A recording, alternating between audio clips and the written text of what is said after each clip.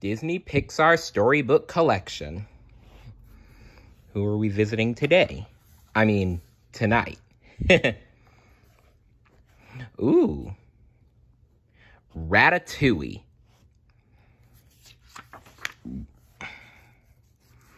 Deep in the French countryside, a colony of rats was searching for food. It was one special rat's job to make sure the food they found was safe to eat. His name was Remy. He had highly developed senses of taste and smell. But Remy had bigger dreams. He loved to cook and wanted to be a great chef. His idol was a human chef named Auguste Gusteau. The rats lived in the attic of an old woman named Mabel. One day, Remy and his brother Emile snuck into her kitchen. Their father always said humans were dangerous, but Remy didn't care. Remy heard Gusteau on TV. He raced over to watch. Sadly, he learned that Gusteau had died. As Remy stared at the TV, the old woman woke up. Remy and Emile scrambled to escape. Emile tried to hide on the chandelier, but Mabel poked at him with her umbrella. Suddenly, the ceiling cracked open. The entire rat colony fell to the floor. Uh-oh. As the other rats fled, Remy went back to the kitchen. He couldn't leave without Gusteau's cookbook, but saving the cookbook made Remy miss the evacuation boats. The rat was left behind. Remy threw the cookbook into the water and hopped aboard. Hours later, he found a place to land. As Remy looked at the cookbook, Gusteau seemed to come to life before his eyes. "Go up, look around," the chef said. "Go up and look around," the chef said. "If you focus on what you've left behind, you will never be able to see what lies ahead." Sorry, I'm just getting a little mixed up. Remy scrambled up to a rooftop. He could hardly believe it. All this time, he had been in Paris. Even better, he was close to Gusteau's restaurant. Wow! The place of Remy's dreams.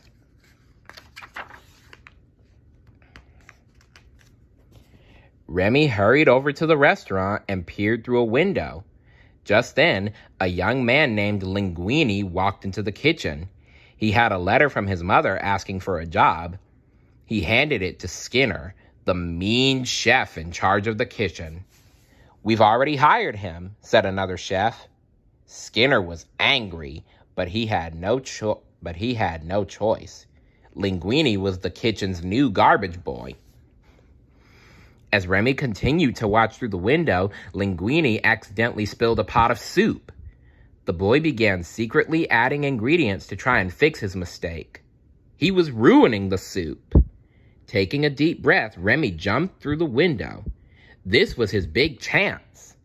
When no one was looking, the rat started tossing carefully chosen ingredients into the pot. Suddenly, he saw a huge face staring at him. It was Linguini. Skinner was right behind him. Linguini quickly hid Remy under a colander.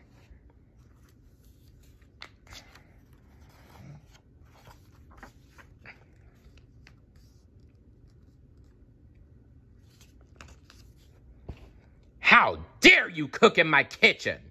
Skinner shouted. The chef was so busy yelling at Linguini, he didn't see a waiter serve the soup. It was eaten by a food critic who loved it. Skinner had no choice but to hire the boy. Angry, he assigned Chef Colette to supervise Linguini in the kitchen. Linguini was worried. He knew he couldn't cook. Upset, he started talking to the rat. To Linguini's surprise, Remy understood what he was saying. "Wait, you can cook, right?" the boy asked. Remy nodded. Linguini and Remy made a deal. Remy would help Linguini cook, and Linguini would keep Remy safe. In Linguini's apartment, the pair got to work. Linguini put on a blindfold, then Remy climbed onto the boy's head. Tugging on Linguini's hair, Remy steered the boy toward the ingredients, pots, pans, and utensils. Before long, Linguini was chopping, mixing, and pouring.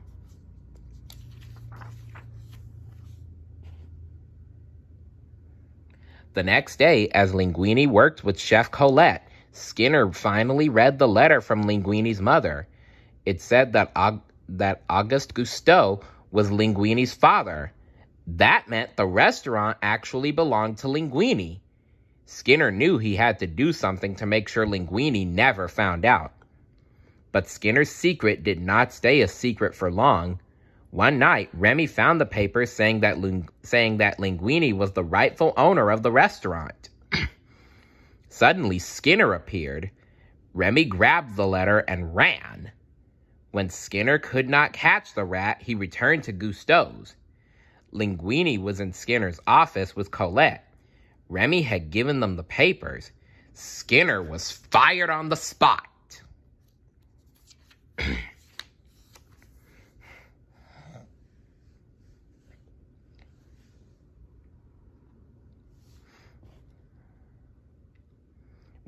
With Remy's help, Linguini became a star.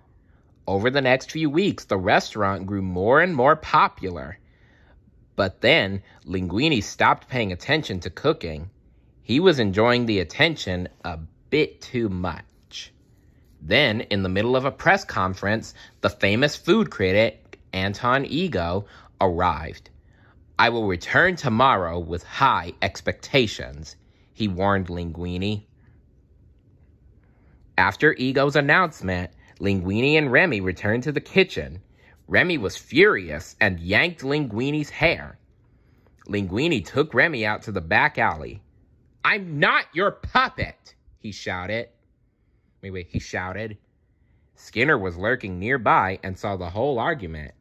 Now he knew how to get back at Linguini for stealing his restaurant.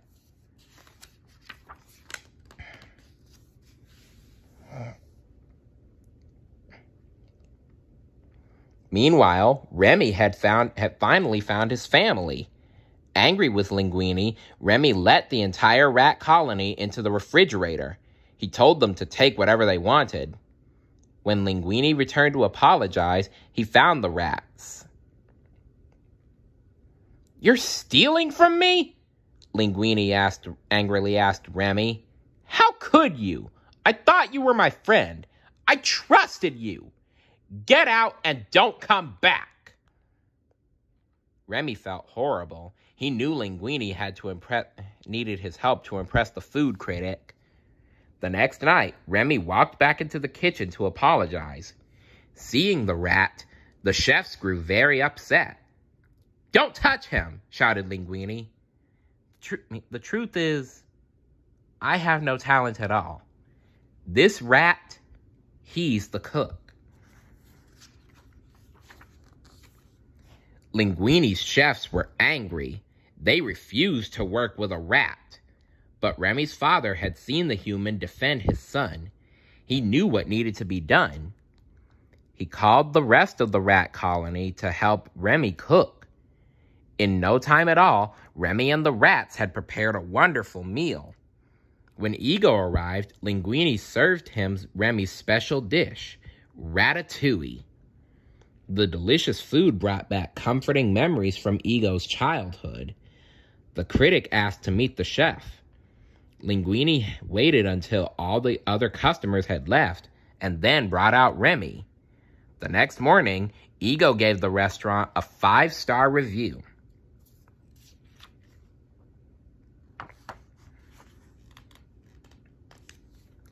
When the health inspector learned that rats were doing the cooking, he closed down Gusteau's. But not all was lost for Remy and his friends. Ego retired and invested in a small bistro named La Ratatouille. The bistro was well loved by its customers, both big and small. As for Remy, he became a real chef at last. Remember, anybody can be a cook, even a small rat. And little guys can do big things too. See you later. Bye.